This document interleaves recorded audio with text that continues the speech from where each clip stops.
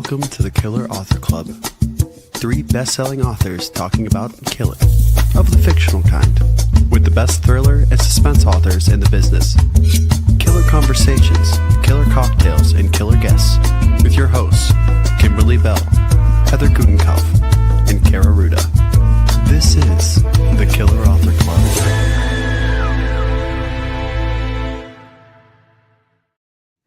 Hi, everybody, and welcome to tonight's Killer Author Club, your favorite haunt for all things murder, mystery, and mayhem. Tonight, we are so excited to welcome killer sensation Elise Hart Kipness to the Killer Author Club hot seat. We have all kinds of questions about Close Call, so get ready to kill the lights. I'm Killer Kara Ruda. I'm Killer Elise. I'm Killer Heather Gutenkopf. And I'm Killer Kimberly Bell. And before we dive into Elise's book, a couple quick PSAs. Tonight's show will be available on your favorite podcasting app starting this Friday with exclusive added content only for podcast listeners. Links to download are at killerauthorclub.com. And make sure you're on our newsletter list. It's where we drop all the killer breaking news first, including our 2026 schedule. That's right. Be the first to know which blockbuster names you can't wait to see. We'll announce it in this month's newsletter, so sign up. And speaking of breaking news,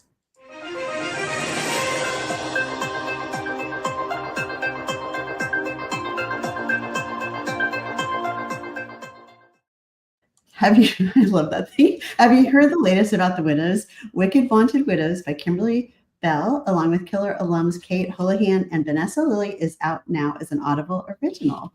Woohoo! But wait, there's more. Amazon wants to take the Young Rich Widows series from your headphones to your TV screens. That's right. The books have been optioned by Amazon Studios. Yay! Yay. Congratulations. That's so exciting. Thank you. I'm super excited. I think it'll make a great show. Oh, for sure. Absolutely. Well, you have to That'd be keep us awesome. posted on For sure. everything Yes. that Yes. comes up next. We need all the inside scoop, all of us in the Killer Author Club first. Always. Yes. And now moving on to other very exciting things. Heather, would you please introduce our killer guest? It would be my honor. Elise Hart Kipness is a national TV sports reporter turned USA Today bestselling author of the Kate Green series, which has been optioned by a major network for TV development. Congratulations. Yeah. Wow. TV shows all around. Yay. As a reporter, Elise has covered events including the Olympics, the NBA and NCAA championships, and the U.S. Open. She's a graduate of Brown University, an instructor at the Westport Writers Workshop, a board member of Friends of Key West Library, and the co-founding president of the Connecticut chapter of Sisters in Crime. You're not busy. You're not busy at all, are not you? at all. No, Not no. at all. Yeah. When not writing, All of us, right? Like, Yeah. who isn't, right? Yeah. when not writing, Elise loves reading, binge watching thrillers, and she will fight you for the last scoop of coffee ice cream. I'll fight you for I it. know. We have so many questions about Close Call, but can you start with a quick elevator pitch? Yeah, absolutely. So this is the third Kate Green book, and in it, Kate is offered her Emmy win for her weekly sports TV show because, like, of course, she should have won an Emmy, right? And she's covering 2 female players at the U.S. Open, one a brash veteran and one an upstart. Then one goes missing, and the other starts receiving ominous messages from the kidnapper. So Kate needs to figure out what's going on there. So good. Well, we loved it. We have so many questions, but readers, we want you to get chatty and drop your questions in the comments to ask Killer Elise. But first, Kimberly, what are we drinking today? We are drinking the Honey Deuce cocktail. That's what Killer Elise chose as her special drink. So Elise, please tell us what's so awesome about that. Now, first of all, look at that. So good. Tell us about Okay, so it's not as pretty as the picture you had, and this one's like, this ball is really 2 halves because I couldn't figure out how to scoop the whole thing. It is the official drink of the U.S. Open. So, I had to pick it. But Nice. Honestly, I'm a wine girl, so that's my favorite drink. So you're not going to cheers with that. You're just going to hold it up. I mean, it's a great prop. And if you can see, there are tennis balls on this glass. It was a present from, I think, someone who's a guest on your show coming up from Tessa Wiegert. She got me the glass. Nice. Ah, sweet. That's awesome. I love it. Yeah. Okay, we created the Killer Author Club so readers can get close and personal with their favorite thriller writers. This season's lineup is killers. We have Chevy Stevens, Tessa Wiegert, as just mentioned, Nicole Bart, and our very own killer Heather, plus so many more. For dates, times, past episodes, you know where to go, killerauthorclub.com. But tonight, it's all about Close Call, the third book in the best-selling Kate Green series.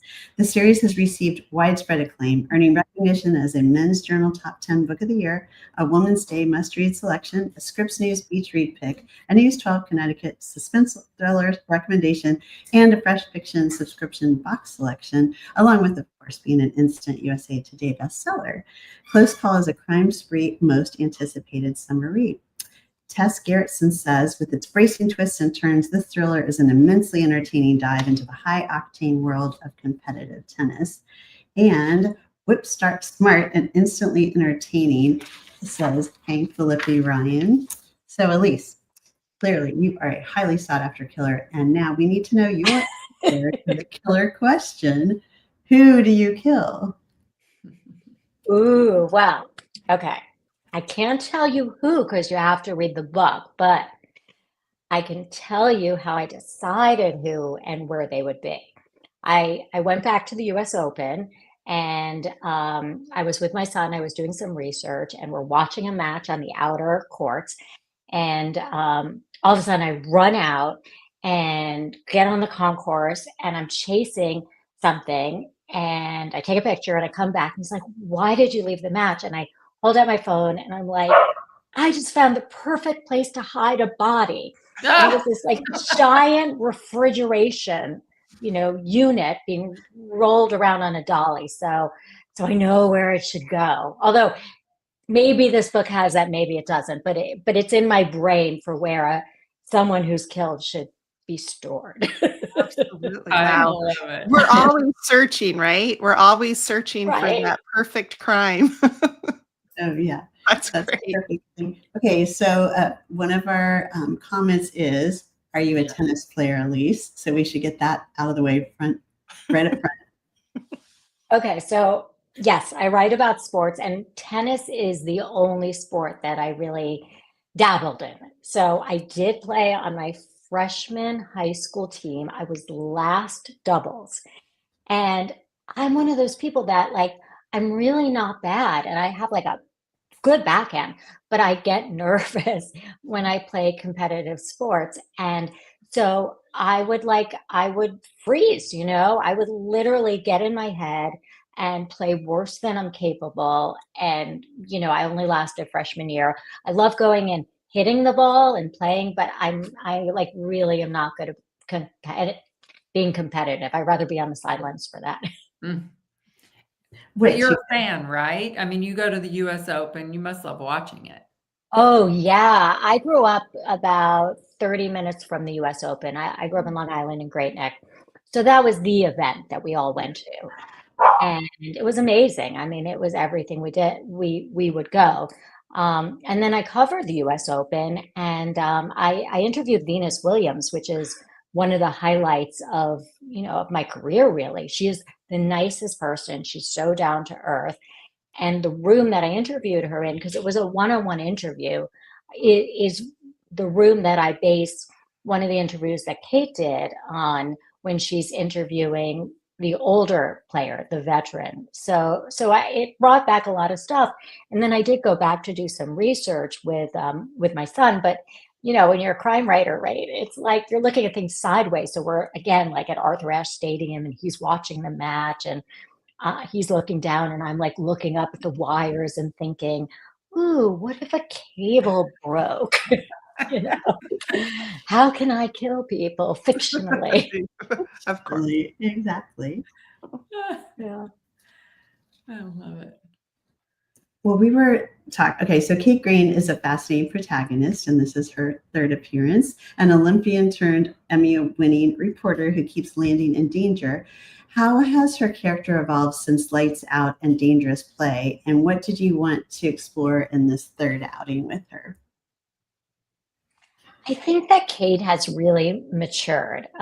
She's always been loyal. She's always been fierce, but I think sometimes her loyalty and even her fierceness have made her make, in the beginning, like snap decisions and put blinders on, like not see everything for all around her and not analyze things as well as she should. And there's a progression that happens during the books. In the second book, in Dangerous Play, she goes back the murder, which takes place at Yankee Stadium, but it's about soccer.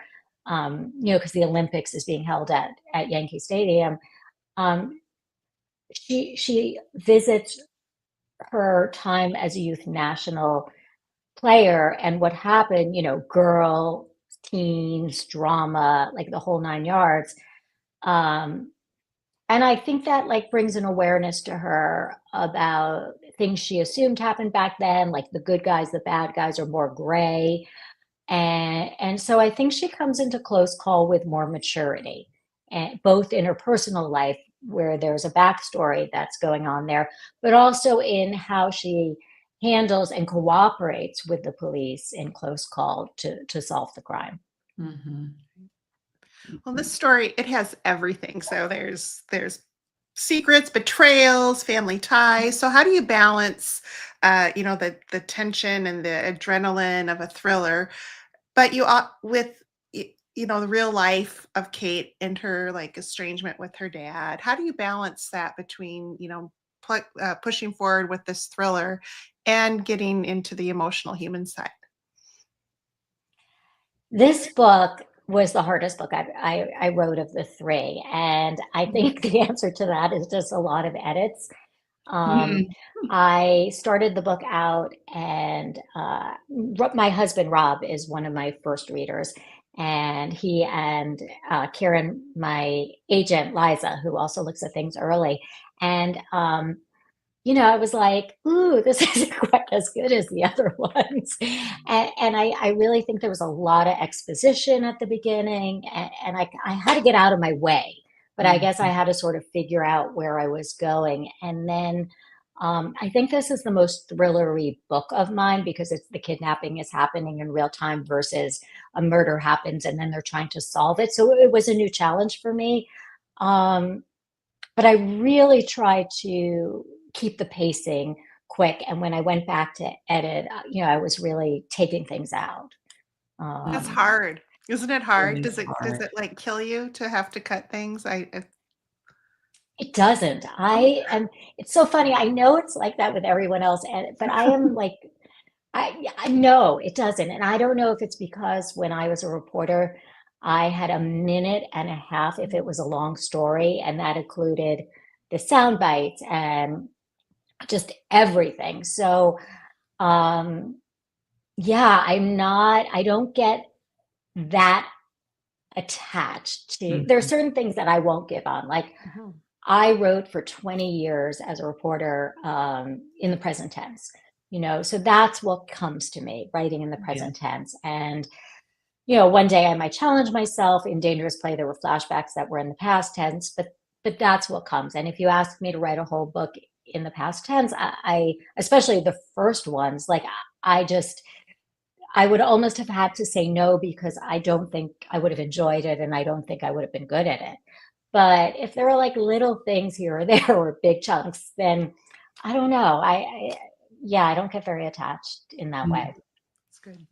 That's a good skill to have as an author because it hurts every time you have to throw away text. So, Yeah, speaking of text, there's a sinister text message that kind of changes everything without giving too much away.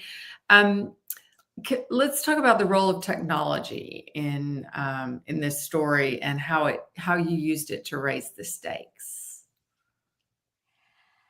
Yeah, and isn't it so hard these days? Like your you want your protagonist to be somewhere where there's a big storm and there's no electronics because it would make it easier to like raise stakes, and now you have to, be aware that phones can be pinged from anywhere and all this stuff. Um, I guess it just made sense to have a young player, especially who's constantly on her phone, be involved without giving away which one is doing it, and she's the one who comes out on the court and has her phone playing a role where she's showing the crowd and everything. This is the phone, like I'm I way knew what there. you were doing. And she No, gets out on the court and she has her phone facing out, which I actually based also on something that I had experienced. I was covering the NCAA Final Four in Tampa a long time ago when there were no phones and there were only video cameras.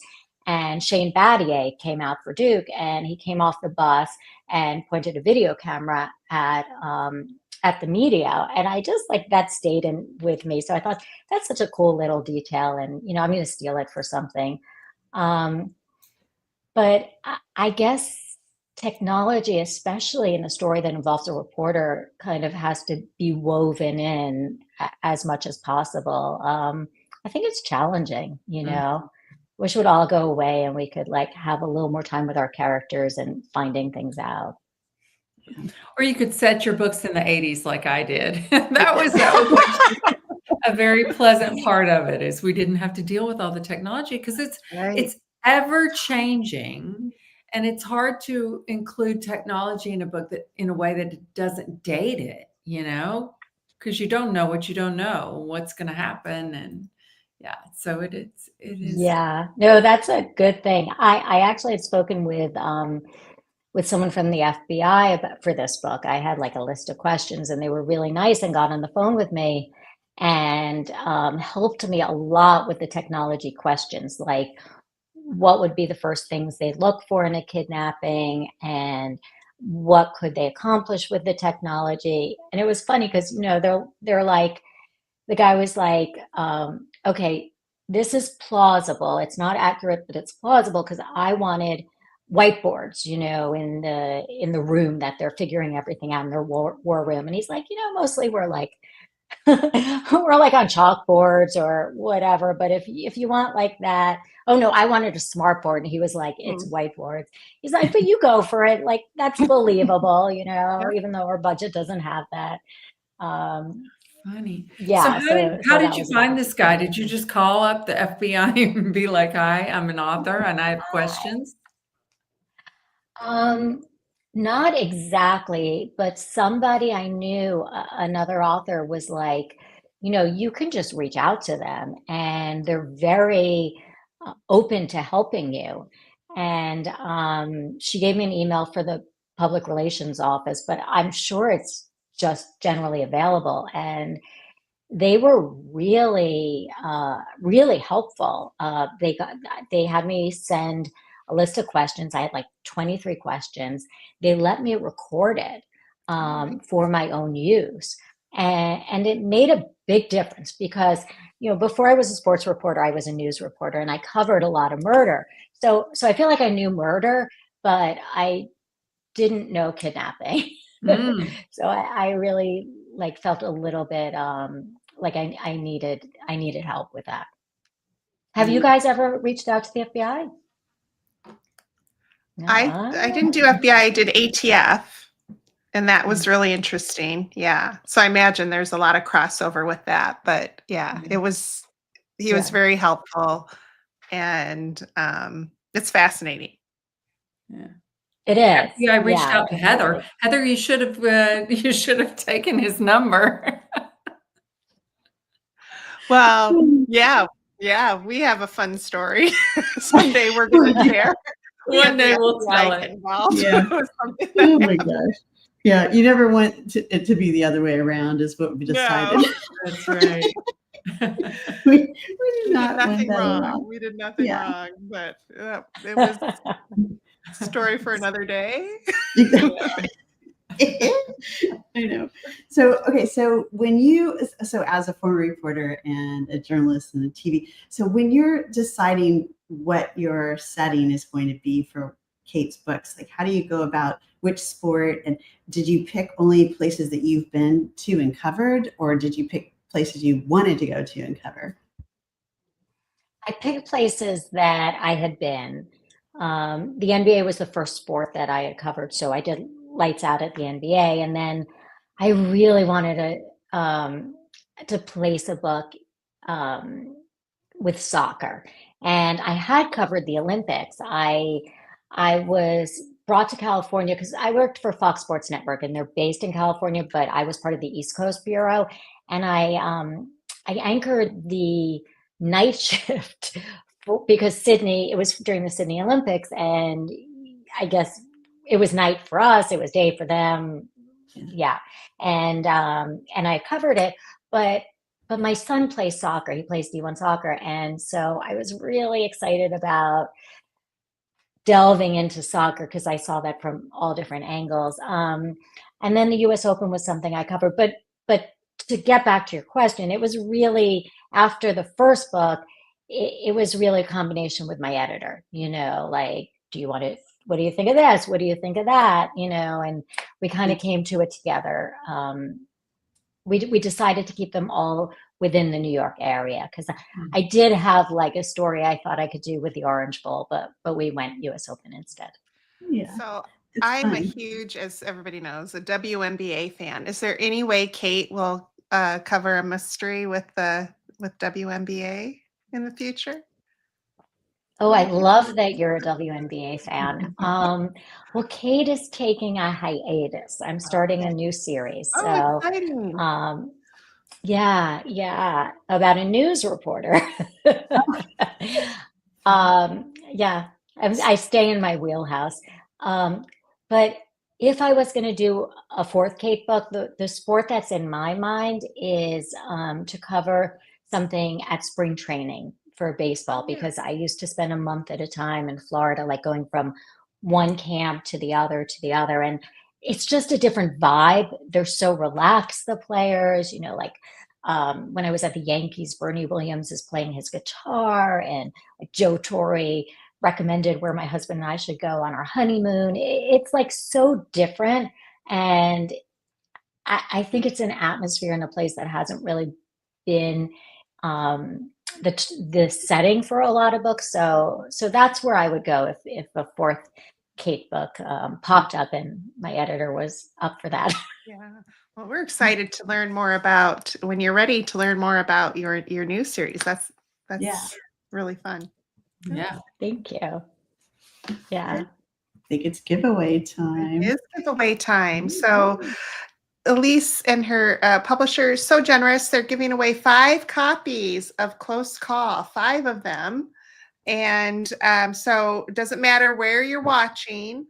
We scour the comments everywhere we stream, but please make sure to shout out where you're from when you answer this very, very difficult question. We made it multiple choice, so we're helping you out a little bit.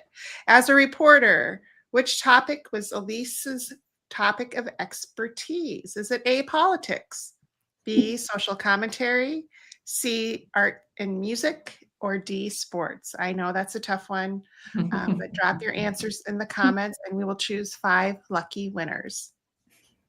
Good luck. That's right. So So easy, the guys. Killers are big fans of independent booksellers, and we want to support the ones in our killer authors love. Elise has chosen Books and Books in Key West as her special store tonight, which is, I don't know, Key West seems very far away from New York. So tell us why you chose this bookstore. My husband and I spend half the year in Key West. We are actually in Florida more than we are in Connecticut, where I am right now.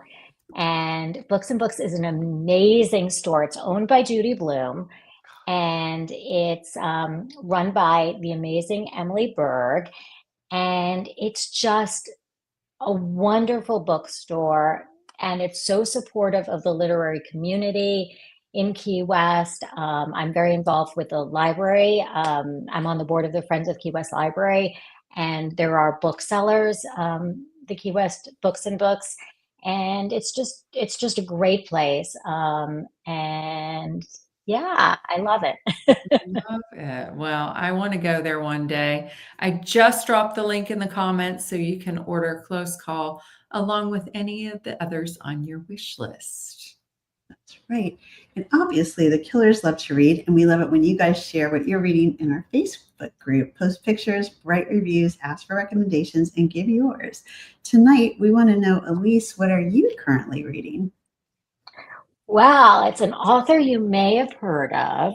I got an early copy of Kara Ruta's new book, We Were Never Friends, and I'm loving it. I love sorority sister kind of stories. So I'm very hooked, and I'm very honored to have gotten an early copy, Kara. So thank you for that. And yeah, it's amazing. It's amazing. Aw, thanks, Elise. That was nice of you. Okay, now moving on. Thank you. Okay. I don't know why I'm getting on. Okay, anyway. So speaking of awesome books, we're so excited to have a killer alumni to celebrate again tonight. That's right. A Killer Motive by Hannah Mary McKinnon is out today. And here's what our own killer Heather had to say about A Killer Motive. A world-class whodunit that has everything a thriller lover is looking for. A killer premise, an earth-shattering crime, a true crime podcaster with everything to lose, and a cast of shady characters and twists around every corner. My fingers are singed from flying through the pages. I love that, Heather. Okay. Okay. Yeah, Hannah Mary is giving away 2 copies to lucky U.S. winners. So shout out in the comments if you want to enter, and make sure you let us know where you're from. And we have 2 more fabulous new releases that we want to celebrate tonight. First, we have The New Order by Claire Isenthal, the second book in her The Rising Order duology. So find her. Chicago has fallen, and Flynn Zaritsky, an unwilling accomplice in the city's takeover by a terrorist regime, has gone into hiding. Alliances are formed and tested as Flynn, Nate, and their comrades create an ambitious plan that could save the nation or get them all killed. Ooh, intriguing. And next we have Lime Juice Money by Joe Morey. With the sultry atmosphere and ratcheting tension of The White Lotus, The Mosquito Coast, and 9 Perfect Strangers, Joe Morey's debut literary thriller Lime Juice Money is an intoxicating and sensuous read which follows a woman trapped in an increasingly volatile relationship 5,000 miles from home in a Central American jungle. Claire is giving away both books in the Rising Order duology to 2 very lucky U.S. winners, and Joe is giving away 3 copies of Lime Juice Money, also to U.S. viewers. Comment if you want in and tell us where you're from. Good luck. I love your knife on Yeah, that graphic. it's subtle, isn't it? Mhm. Yeah. Yes, and we don't want you to forget the Killer's latest books. That's right. We Were Never Friends by Killer Kara, a thriller about a sorority reunion weekend turned deadly, is now available for pre-order. Oh, and look at that cover. Yeah, Woo! we keep doing a cover reveal. Yeah, we'll just keep doing that. It's very exciting. It's a very exciting cover. Okay, and speaking of deadly parties, check out Heather's upcoming thriller, The Perfect Host, about an over-the-top gender reveal party that goes off the rails.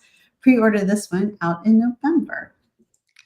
And or travel to Amsterdam in Kimberly's latest, The Expat Affair, and follow 2 American expats into the deadly world of Amsterdam's diamond trade. Woohoo. So if you are on Facebook, don't miss our private members only group, the Killer Author Club. Every episode, we pull a name from the hat and give away exclusive swag. Join the group and check out all the goods at killerauthorclub.com. The link is right there at the very bottom.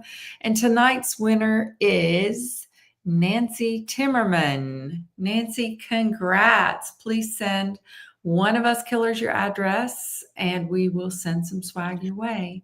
If you would like to be the next winner, then join us. Link is coming up in the comments. Also, a big killer thanks to Book Reporter for sharing the murdery love. Stay up to date on bookish news and events at bookreporter.com. And Elise, we have some very good news for you. You have survived the Killer Author Club. I'm still alive. Can you tell us where readers can find you? Yes, I'm on Instagram. That's the one the social I'm most active on. My name, Elise Hart Kipness, and my website, which has links to everything, which is also myname.com. Okay, great. Oh, and that does it for tonight's episode. Thanks to everybody for tuning in. We'll be back in 2 weeks with Chevy Stevens in the Killer Hot Seat to answer all your burning questions about her new thriller, The Hitchhikers. In the meantime, please find us wasting entirely too much time on Instagram and Facebook and occasionally TikTok. For times and upcoming schedule, past episodes, recipes, and merch, search to killerauthorclub.com. Thanks for being part of the club, and thanks for being here, Elise. Thank you. This was so fun. Thank you. That does it for tonight's show. Thank you for tuning in. If you'd like to catch our next show live, we're every other Tuesday night on Facebook, Instagram, and YouTube. For times, upcoming schedule, and to catch up on past episodes, visit us at killerauthorclub.com. Happy reading. Now get on out there and kill that TBR.